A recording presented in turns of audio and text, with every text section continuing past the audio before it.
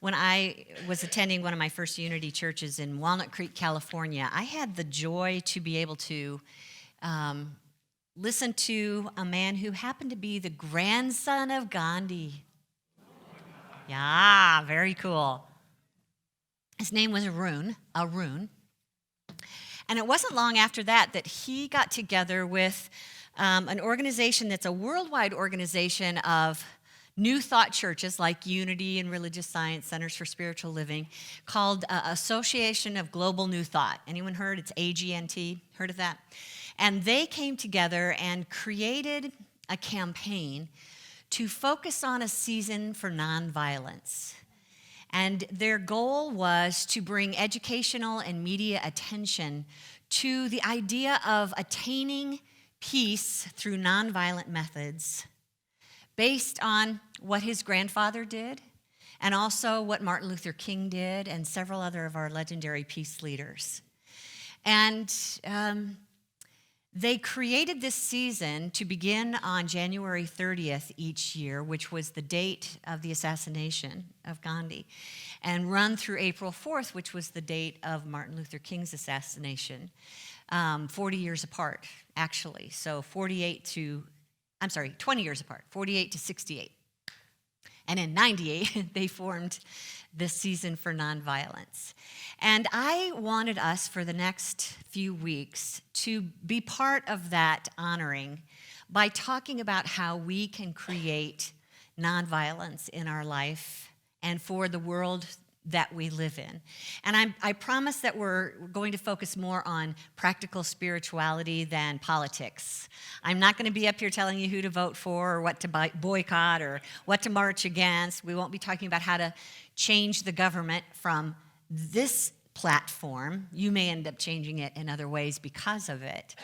But more importantly, in my mind, we first learned that our government is not our source of good, and that we don't need to find peaceful ways of working with them in order to get our good. We can do that in infinite ways because our source is infinite.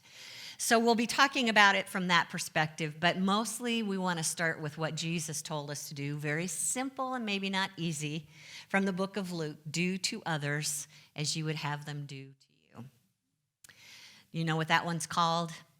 The Golden Rule, and we can hear it in pretty much any faith on the planet in one way or another. But the idea is that we treat each other as equals, not just as equal human beings, but equal spiritual beings. And that's the beginning of the process for living in nonviolence. We're going to take a lot of different approaches over the next few weeks for this season. I would like to start with, well, let me just put it this way. If you hear things over the next few weeks that you're, but Kitty, what about? There are some little forms out in the front room now for you to write your questions, and I'll try and address them as they fit into my topics throughout the next few weeks. Today, because we just finished a national observance of Random Acts of Kindness. Did you know that? Random Acts of Kindness Week. Okay, so we tried to put it on Facebook to remind you. We gave you some ideas about how to practice kindness. And even though today may be the last day of the week, we want to do that every day of our lives. So Rhonda has kindly put a list out there in front if you want to take some ideas home with you. And I also want us to consider today that kindness can be practiced in a lot of different ways. You know, this week, I bought somebody's lunch behind me in the drive-through lane.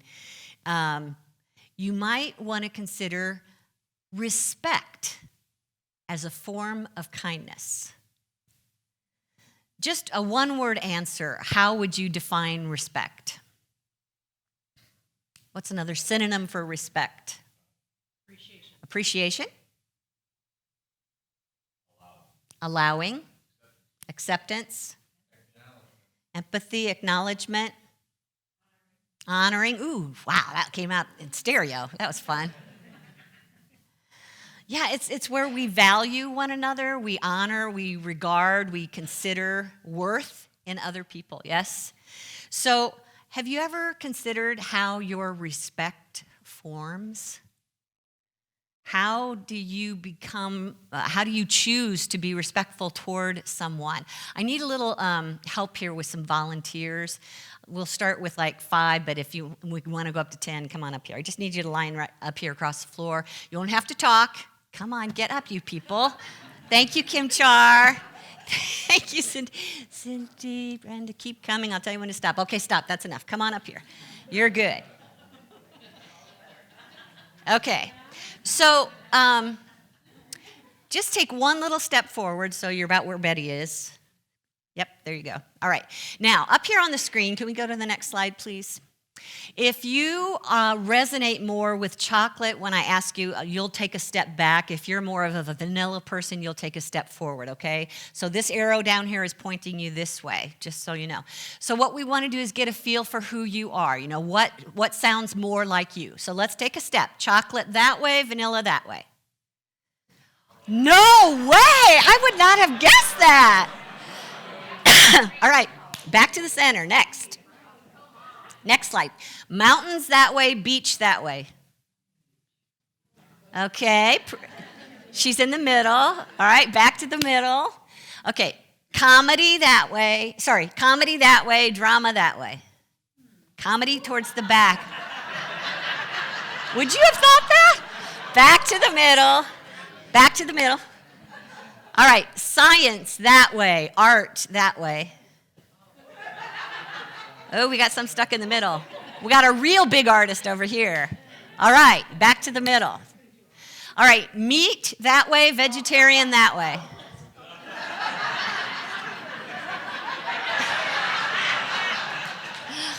I'm with her. Back to the middle. Okay, here we go. Rent that way, own that way. Not sure? How can you not be? Okay, well, we want to know more about you later. All right, come back to the middle. All right, work alone that way, work in a group. This is your choice, what you prefer.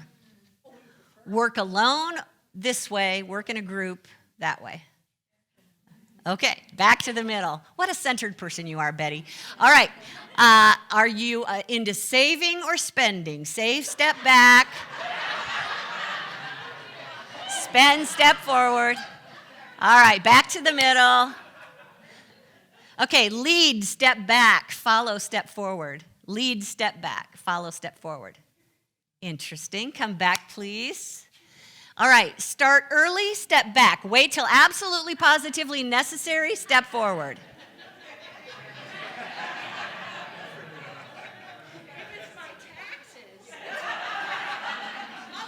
Taxes, all right, yes, I can relate to that. Thanks, everyone. You can be seated.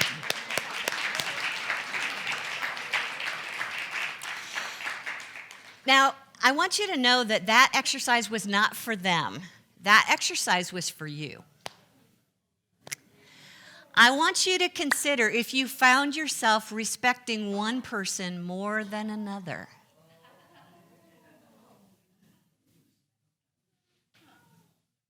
I mean, I know some of the questions are pretty benign, but then we got to that thing about, getting it done early or waiting to the last minute. Did you see that maybe when you saw those people who were interested in science, did we have any scientists? Yeah. Where you really wanted to get to know them, or did you think, not at a party? I'm a science girl, actually, I think. I never really understood art. And now you don't respect me, right? Okay, so just notice, and let me just ask you, maybe Rhonda can use the microphone for this. Who wants to share about why you respect someone? What has to happen for you to respect someone? Raise your hand if you got something to say about that. Artie.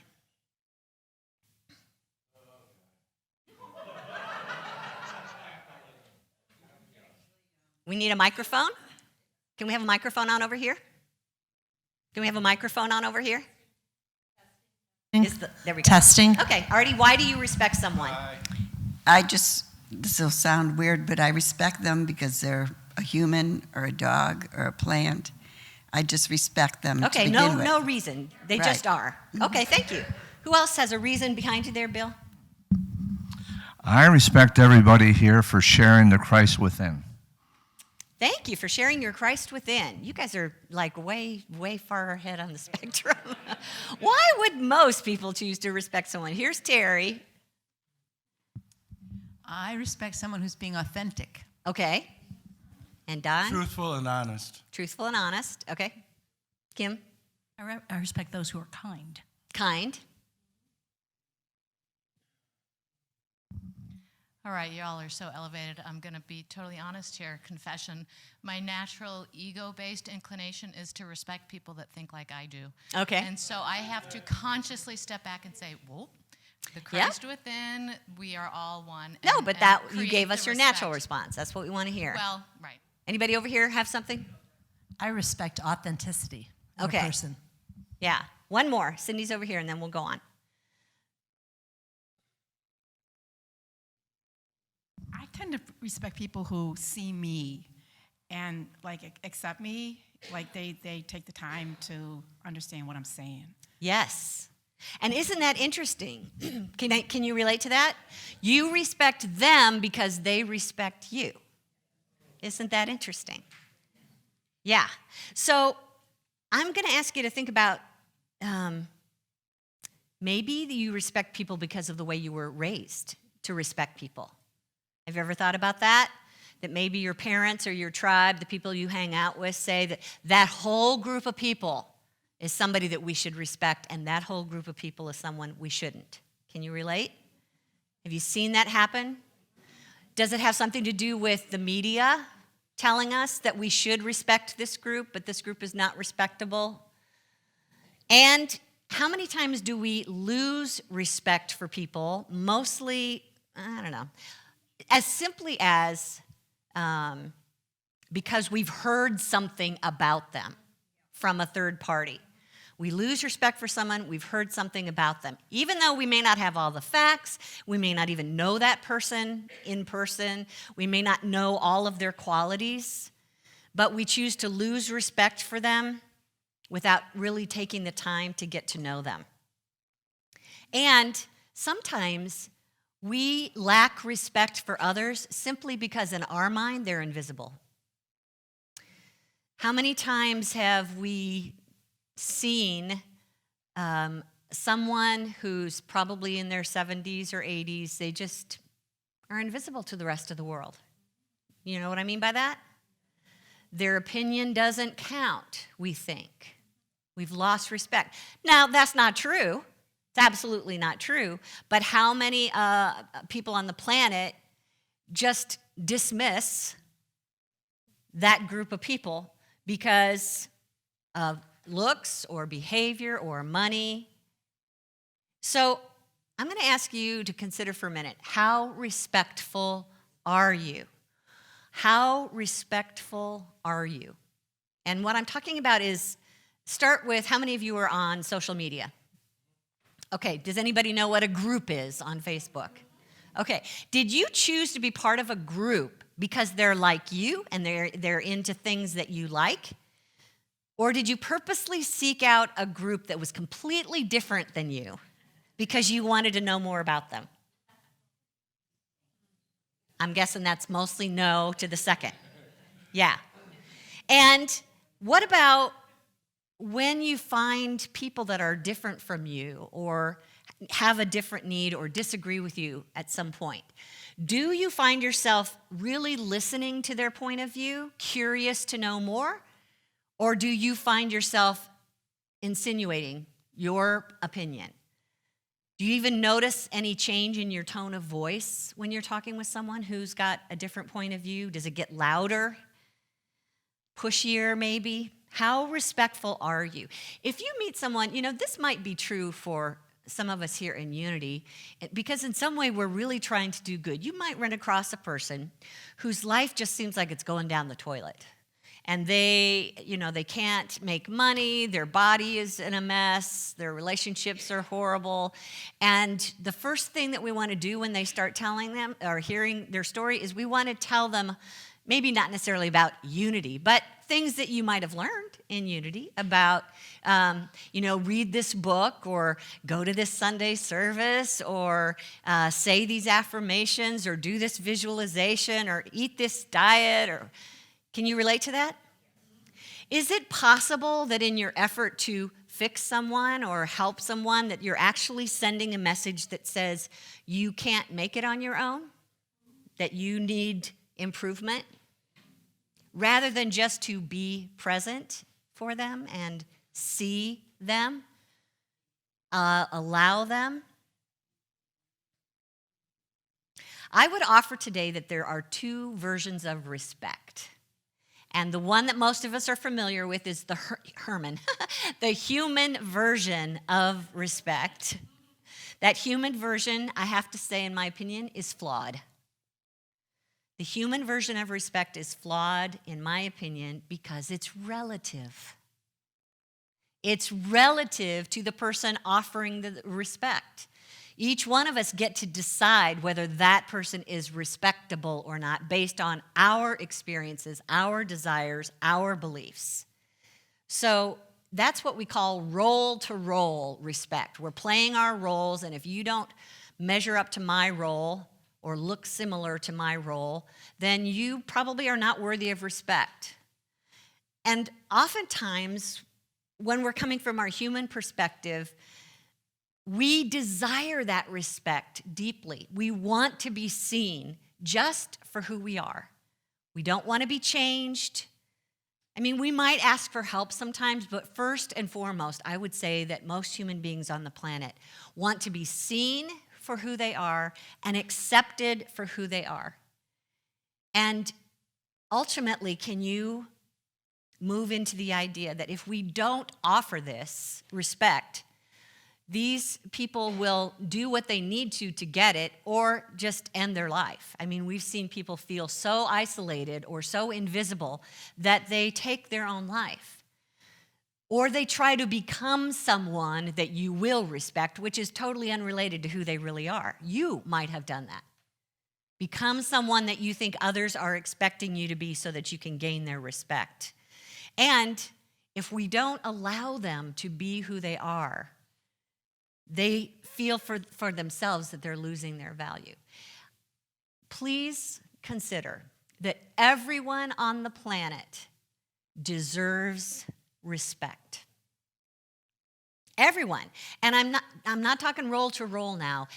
If we're going to achieve this, it's going to have to be soul to soul respect. We're going to have to really see each other, not at the level of what you've accomplished or how much education you have, how smart you are, what power you've achieved in your life. Not that kind of respect. Soul to soul respect.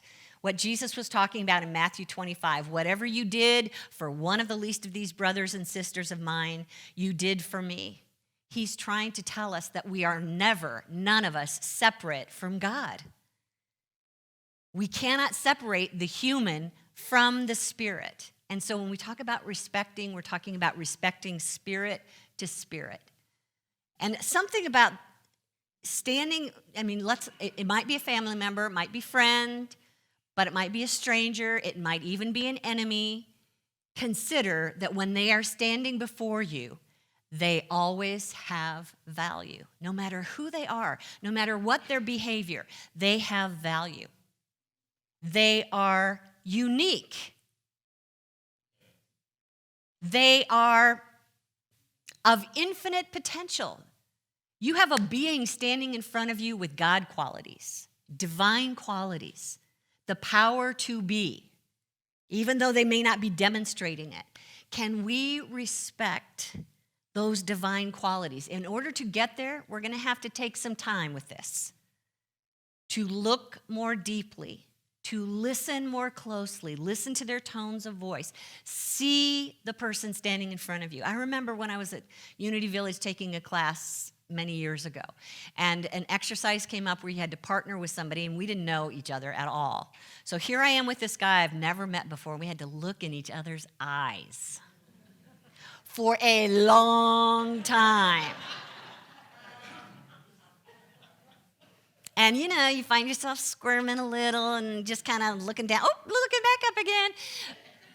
But I found that the longer I could stay with it, suddenly I saw, and I literally said, I see you. I had a moment. I had one of those moments where in this person's eyes was light and familiarity and joy. And I recognized that guy. That is what's waiting for us, no matter what we're behaving like on the outside, but it takes a moment. It takes a choice to stand there and get to know them, listen to them, acknowledge what you're hearing in their tone of voice, acknowledge it, accept them for who they are. Something that Piero Ferrucci wrote in his book, The Power of Kindness. To see the soul is to see the true substance of which a person is made, rather than to stop at the superficial aspects. He's Italian. This is respicere. To see truly is what we are all seeking. And I'm not talking about waiting until they earn your respect. To respect soul to soul is actually putting the cart before the horse, where you are seeing the truth of their being first and calling it out in them. They may not be able to see it until you do. There's a story in his book, The Power of Kindness. One day, I was going to lead a workshop, and someone pointed out to me Mr. X, a fellow with a white beard, and said, "You can't imagine how funny that guy is. He has a brilliant sense of humor." I looked at him, and he appeared to me like a good-natured elf who went around spreading cheerfulness. Before the group began, I said hello to him, adding, "I hear you have a talent for making people laugh." This small, shy man looked surprised, as if no one had ever told him a thing like that before. During the workshop, I noticed that he seemed pleased and that he often smiled to himself. I expected him to make jokes, and soon enough, he came out with one joke after another, each better than the last. At the end of the morning, I said to the person who, at the start, had pointed him out as having a great sense of humor, "You are right, Mr. X is very funny." To which my friend replied, "Hang on, whom did you think I meant? I was talking about that guy over there," indicating Mr. Y, a tall, thin man with an annoyed look on his face who had been quiet the whole time. By calling Mr. X a great humorist, stealing as it were a title for him, I had inadvertently given him permission to express a side of himself that people did not normally perceive or affirm. By way of a chance error, I had seen his hidden quality and activated it. Our perception is like a ray of light falling on a plant. It makes it more visible, nourishes it, stimulates its growth.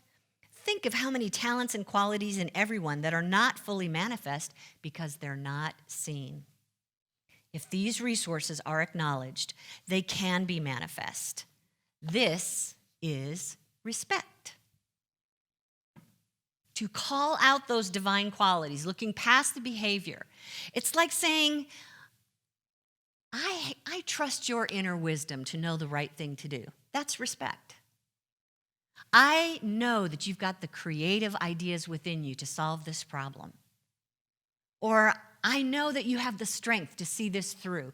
You're speaking to divine qualities that I promise are in there because Spirit is in there.